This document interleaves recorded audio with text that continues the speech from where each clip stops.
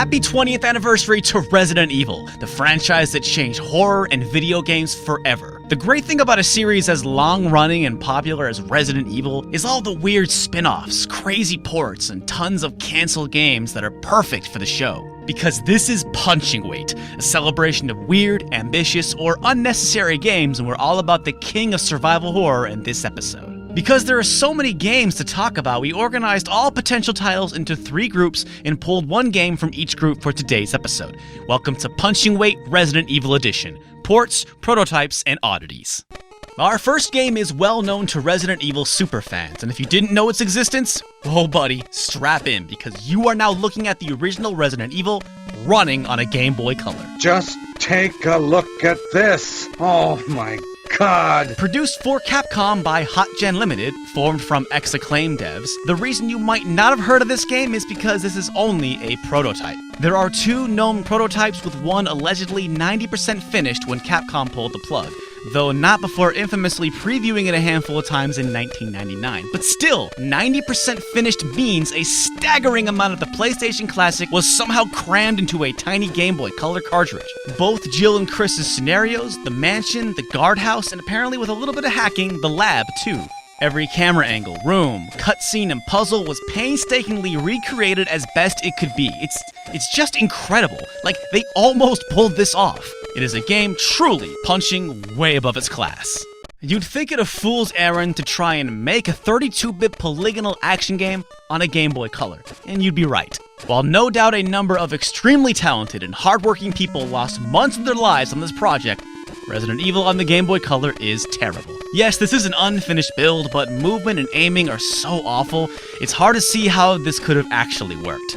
It's one thing when you're dealing with polygons. Once you've rendered your model, you just need to flesh out the animations for turning, shooting, and stabbing. But when you're all pixels, you have to draw out every single movement, and only a few megabytes of space don't leave much room for nuance. Take this room, for example. To show depth, dozens of assets had to be drawn as Jill walks further from the camera. Like, look at that tiny mess of pixels. That's supposed to be her standing by the bar, like this. And for each one, there needs to be frames for the handgun, shotgun, knife, the waiting animation, etc. It's an impressive feat, but maybe not one worth shipping to your local Babbage's and Funko-Land. Now, Dragon's Lair, on the other hand, no problem, but that's a different video.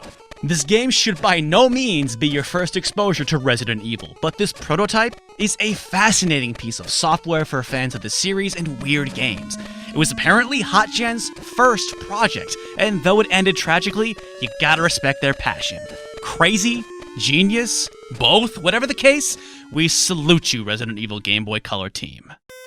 What about the Game Boy Color Resident Evil that actually did come out? Our oddity this episode is Resident Evil Gaiden. Gaiden is Japanese for side story, and that's very fitting here. The game is unlike any other in the series, but of course it is. Not the technical marvel of its unreleased kin, it is a smarter game because the team at M4 Limited realized in order to do Resident Evil on the Game Boy Color, you gotta start from scratch. Capcom was obviously dead set on getting Resident Evil on the Game Boy Color, and they were just the ones to figure out how. For what it's worth. You play as STARS member Barry Burton out to find Leon Kennedy stranded on a luxury cruise ship full of dogs.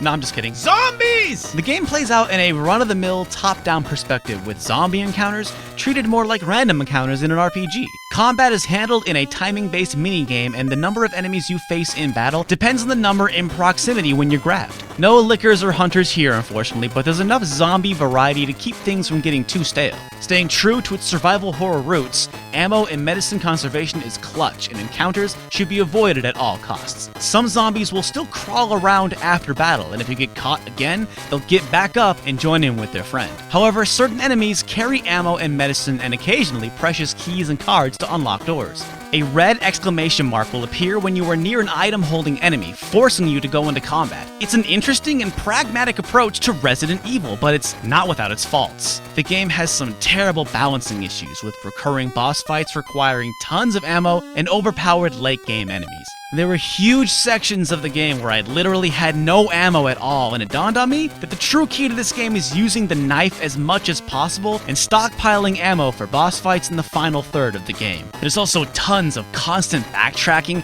and too many times where I used a key to unlock a door, only to find another key for another door.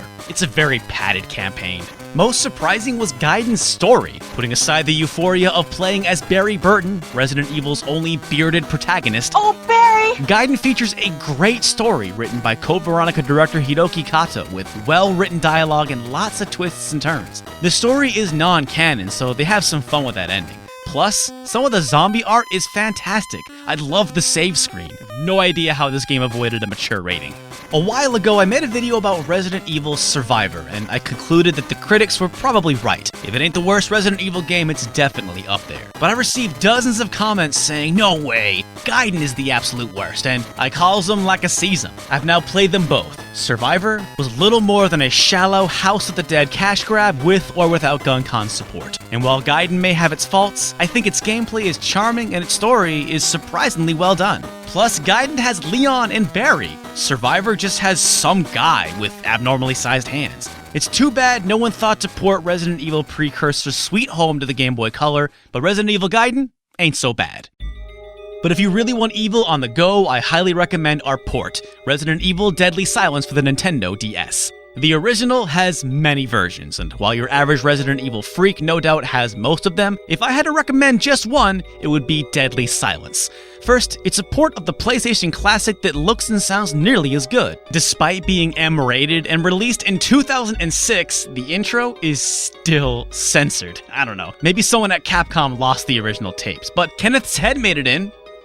Hi, Kenneth. You might worry playing a horror game on a portable system would destroy any possible tension or scares, but with a good set of headphones and some dimmed lights, you'd be surprised how a game like Resident Evil can still be spooky on a handheld. Okay, but here's the real reason this is the best Resident Evil 1. We got skippable door animations, manual reloads in-game, 180-degree quick turns, aim assist when drawing your weapon, knife mapped to the L button and never in your inventory, ammo always on screen, health always on screen, map always on screen. It's still the same game, still with them tank controls, but all these little updates make a huge difference. This game has never played better. These changes to the gameplay cannot be toggled off, and while Resident Evil purists may cry foul, most of these changes made their way into the latter-day Resident Evil games anyway, so I don't see the problem. Hey, if you want the original game, not like it's hard to find or anything. The other big inclusion is Rebirth Mode, which is the same campaign but with stylus and microphone minigames and new enemy layouts.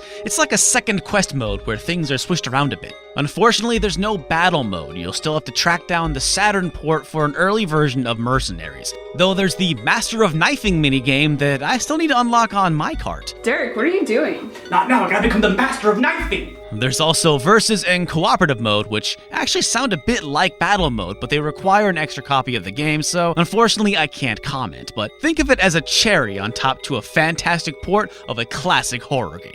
That's it for this episode of Punching Weight. As always, we'd love to hear your suggestions for future episodes. Stop Skeletons from Fighting is a Patreon-supported show. Special thanks to our wonderful supporters near and far. If you'd like to support the show and see your name here, click the logo and give what you can. Be sure to subscribe if you want to see more, and check out the previous episodes of Punching Weight.